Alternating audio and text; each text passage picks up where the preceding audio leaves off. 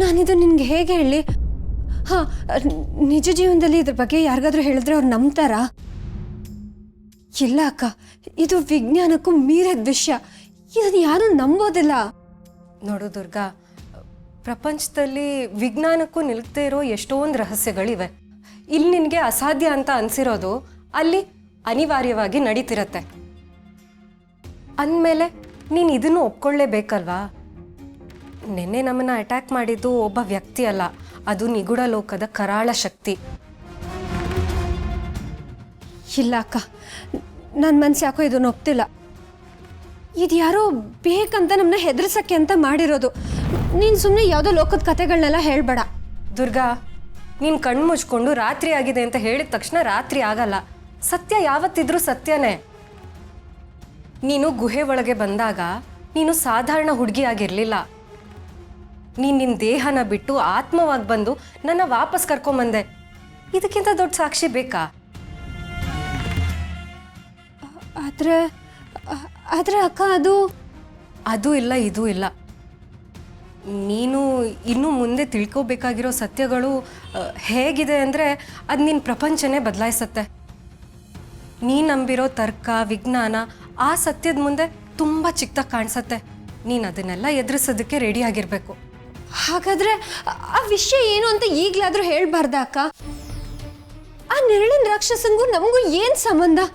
ಇದೆಲ್ಲ ನಮಗೆ ಯಾಕಾಗ್ತಿದೆ? ನೋಡು ದುರ್ಗಾ, ಎಲ್ಲದಕ್ಕೂ ಒಂದು ಕಾಲ ಅಂತ ಇರುತ್ತೆ.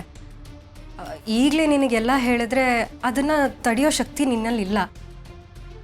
ಸಮಯ ಬಂದಾಗ ನಾನೇ ನಿನಗೆ ಎಲ್ಲನೂ ಹೇಳ್ತೀನಿ. ಅಲ್ಲಿವರೆಗೂ ಪ್ಲೀಸ್ ಸುಮ್ಮನಿರು ದುರ್ಗಾ.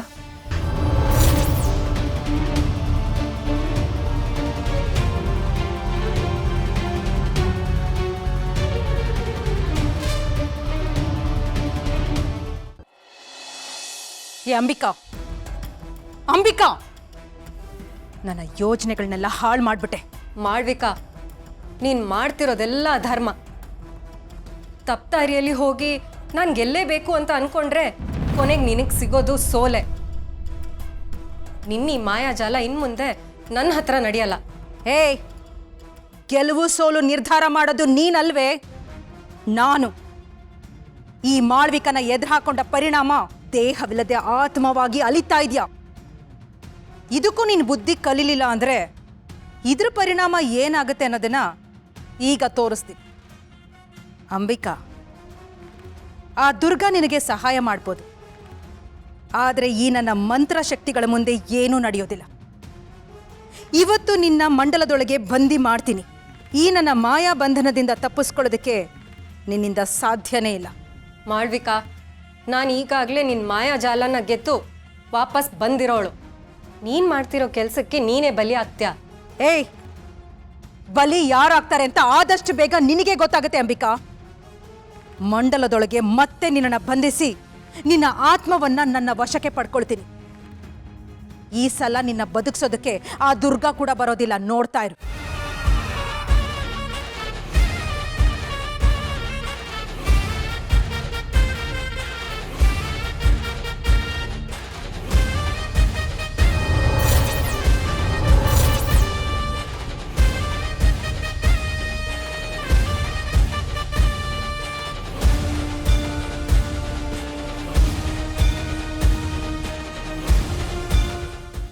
ಈ ಮಾಳ್ವಿಕನ ಮಂತ್ರಶಕ್ತಿಗಳ ಮುಂದೆ ಯಾರೂ ನಿಲ್ಲೋಕ್ಕಾಗಲ್ಲ.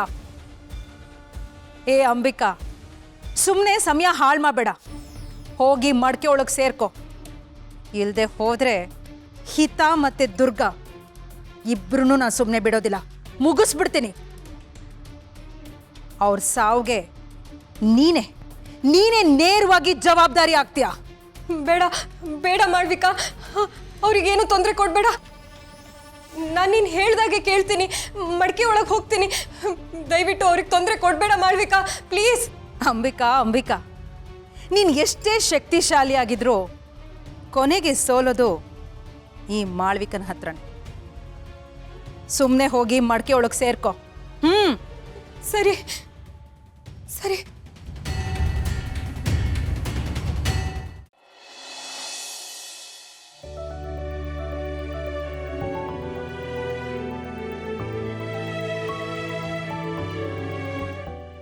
ಬಾಸು ಯಾಕೆ ಹಾಕೋತಿದ್ದೀರಾ?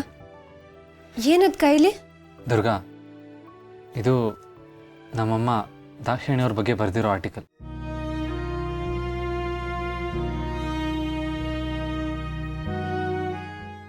ಅವರು ಆ ಕಾಲದಲ್ಲೇ ತುಂಬ ಹೆಸರು ಮಾಡಿದ್ರಂತೆ. ಈ ಹಳೇದಾದ ಮಣ್ಣಲ್ಲಿ ಮುಚ್ಚೋಗಿರೋ ದೇವಸ್ಥಾನನ ಆಚೆ ತೆಗೆಸಿ ಅದ್ರ ಮಹತ್ವನ, ಇತಿಹಾಸನ ಜಗತ್ತಿಗೆ ಹೇಳೋದು ಅವ್ರ ಕೆಲಸ ಆಗಿತ್ತಂತೆ. ಬರೀ ರಿಸರ್ಚ್ ಮಾಡೋದಷ್ಟೇ ಅಲ್ಲ, ಅಂಥ ದೇವಸ್ಥಾನನ ಪ್ರೊಟೆಕ್ಟ್ ಮಾಡೋದಕ್ಕೆ ಅವ್ರ ಜೀವನನೇ ಮುಡುಪಾಗಿಟ್ಟಿದ್ರಂತೆ.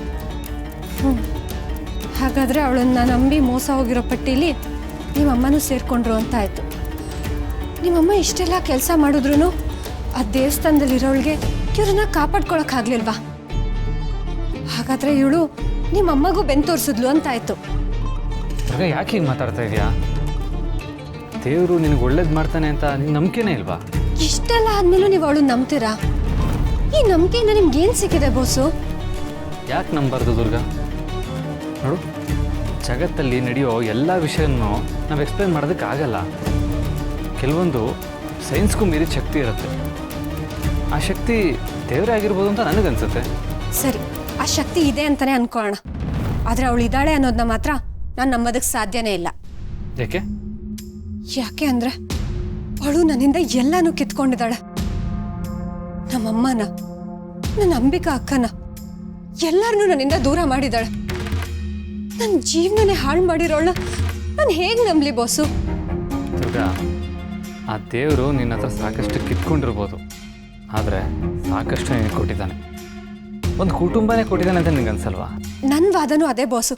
ನಮ್ಗೇನೋ ಕೊಡಬೇಕು ಅಂತ ನಮ್ಮ ಹತ್ರ ಇರೋದನ್ನ ಕಿತ್ಕೊಳ್ಳೋದು ಯಾವ ನ್ಯಾಯ ಹೇಳಿ? ನಮ್ಮವ್ರನ್ನ ಬಲಿ ಕೊಟ್ಟು ಆಮೇಲೆ ನಮಗೆ ಸುಖ ಕೊಡೋವಂಥದ್ದು ನನಗೆ ಬೇಡವೇ ಬೇಡ. ಒಂದು ನಿಮಿಷ.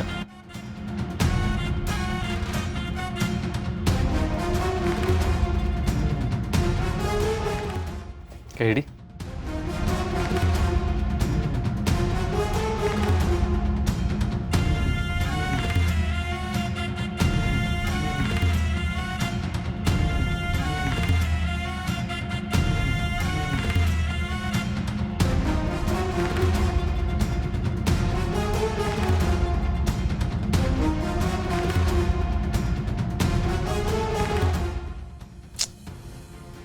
ಬಾಸು ಬಾಸು ಸಾಕು, ಭಾರ ಆಗ್ತಿದೆ ಬಾಸು. ಕೈ ತುಂಬೋಗಿದೆ, ಎಲ್ಲ ಬಿದೋಗುತ್ತೆ. ಇದೇ ದುರ್ಗಾ, ನಿನ್ನ ಜೀವನ ಸತ್ಯ.